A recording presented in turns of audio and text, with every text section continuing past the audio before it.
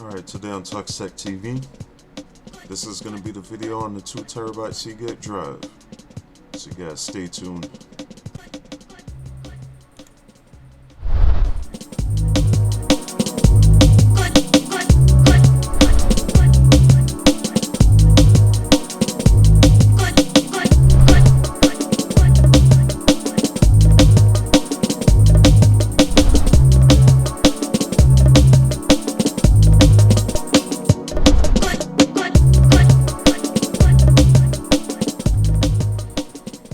Alright guys, back with this video.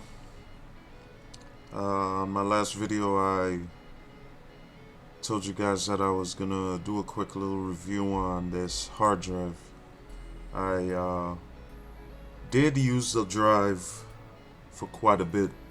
I backed up a few files to it. The drive is being used to back up my YouTube video files and to back up a bunch of DVDs and Blu-rays that I have in my collection so that I could, utilize them quickly when I don't feel like siphoning through a bunch of DVD boxes. I could just run the file from the folder that I have within my 2TB drive to my media server. So let me show you some of the contents of that drive. What I have in here is a bunch of pictures that I have backed up. I don't think I need to go through that folder to show you those pictures. A lot of them are private, and I don't want to have as a public scene. But anyway, as far as the movies, in a previous video I showed you guys a list of a lot of the movies that I actually have on the drive, and as you can see here, there's 350 items, and I do have a large collection of movies that I back up onto my computer, for reasons being that, again, if I don't feel like sifting through a bunch of DVD boxes, and plus is another means of keeping my movies in the same fashion that I like to have them into, for if I do have to go through those DVDs, that they're in an order that I could recognize and I quickly find the movie that I'm looking for. Another reason being so that when the kids want to watch a movie, they don't have my DVD cases all over the place, and pulling every DVD out of the case that they want to watch and have sitting on top of the coffee table. So I think that's a good enough reason to back up your files onto your computer. But downside to that is, being that it's such a large drive, if the drive fails, if you can't afford to recover those files so that you don't have to download or back up every one of those movies individually, one by one, which is a long and arduous process. I mean, that's one of the major downsides. If you actually lose those files, you lose those files, and it's quite expensive to recover them, upwards of $1,800 to $2,000 in some cases. So for a $50-$60 hard drive, that's really expensive to have that data recovered. But anyway, I do have tangible media. All my DVDs are in my collection, and in case of one of those events, I still have my movies. So moving on, the drive itself is there. This is all the contents and all the folders that I pretty much have on that said drive. So if I, for instance, want to install an app and I don't want to traverse the interwebs, I could just look at the PPA files that I have backed up here in this little folder. As you can see, I have the Kodi app and a few other miscellaneous stuff here that I could just open a folder and copy and paste the scripts into the terminal and have those apps installed. And that's something I do have to do a lot because I've been doing a little bit of distro hopping lately. Anyway, back to the hard drive again. Right here, as you can see, if you want to actually do a quick benchmark, you can benchmark the drive to see the speed and performance. Usually, I believe it's only the read speed that you could take advantage of in the benchmark. Yeah, the read speed, because with the write speed active, if I try to start the benchmark, I don't know if it's gonna work. Let's see. Ah, okay. It is doing both the read and write speed. I guess they updated the app to be able to access both read and write. And as you can see here, my read and write speed is quite common for a traditional drive with that rotary disc in it. You know, this is pretty much my read and write speed right here, which isn't too bad. It is a 7200 RPM drive with, I think, 62 megs of cache. And it's okay. There's my benchmark. So it corresponds closely with the suggested speeds on the box. And the more files that you actually put on your drive, the slower these speeds get.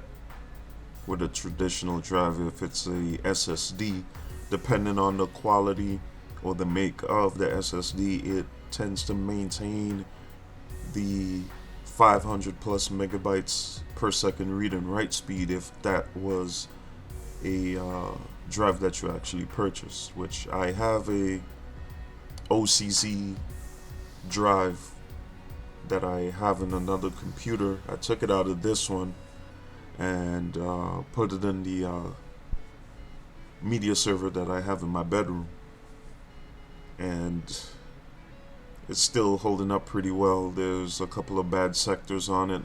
I don't know how the heck that happened. And but anyway, that's pretty much it for that. So you could close this out.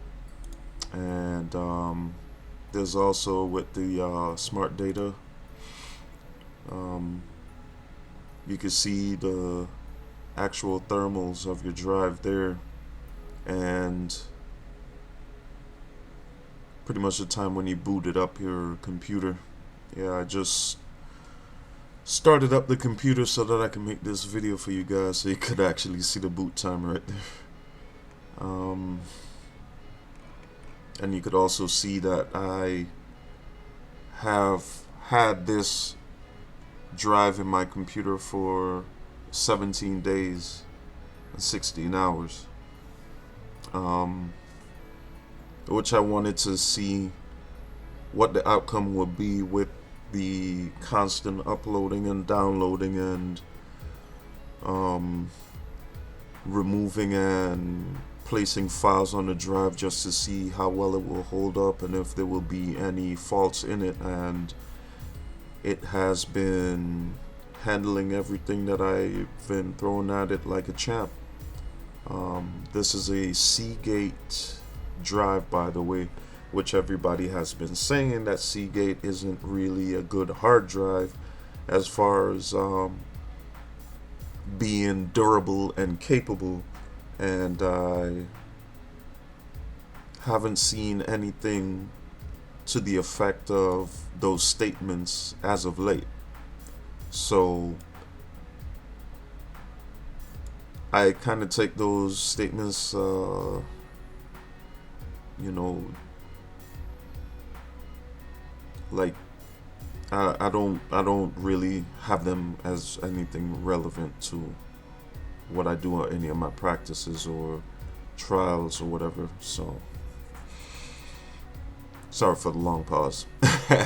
Just had to think about the right thing to say. I don't want to say anything to offend anybody, which people are going to be offended anyway, because they seem to be a lot of people that like a specific brand and try to defend it till death. So anyway, as you can see here, you know, it's pretty much everything is okay. No bad sectors, 0 sectors are corrupted or bad, so pretty good. And what else can we do here? You know, I've never actually accessed the drive settings here, and haha, that's pretty awesome that you could actually control all of these features on the drive, which I have not seen on most other platforms, as far as referencing the Windows or Apple platform, that you have this much control over your hard drive, which is phenomenal. You can turn this switch on and off, but I am not going to mess with any of that stuff. I'm just going to continue working with the defaulted setup here, and I'm quite happy with it thus far, so I'm not going to mess with it. So as you guys can see right there, I don't know how long I've been ranting on this video, but it's a pretty good drive. It is holding up real well. Proofs in the pudding as far as the drive size. You can see right there, 2 terabyte drive. Everything's holding up well, guys. If you want to purchase this hard drive, I will put the features and the model of this drive in the description below. So if you want to pick it up for your Linux machine, I mean, it is a pretty good drive. So let me see right here, and it specifies on the box that it is compatible with Linux, which, as you could see where I showed you in the menu right here, that you could actually have these extra features active if you're gonna, you know, connect this drive to some sort of media server and you want to spin down the drive at a certain time, or if the drive isn't active, that you want to have it spin down to minimize the consumption of power from the drive. So, you know, wow, this drive is running really cold, which is not bad. But yeah, thumbs up if you guys enjoyed the video, thumbs down if you didn't, and if you didn't, let me know what it was about the video that you did not like, so that I can make changes in the future. For all my subscribers who are new to my channel, thank you guys for subscribing, and pass on the good word for somebody who's interested in Linux. Thanks again, and peace out.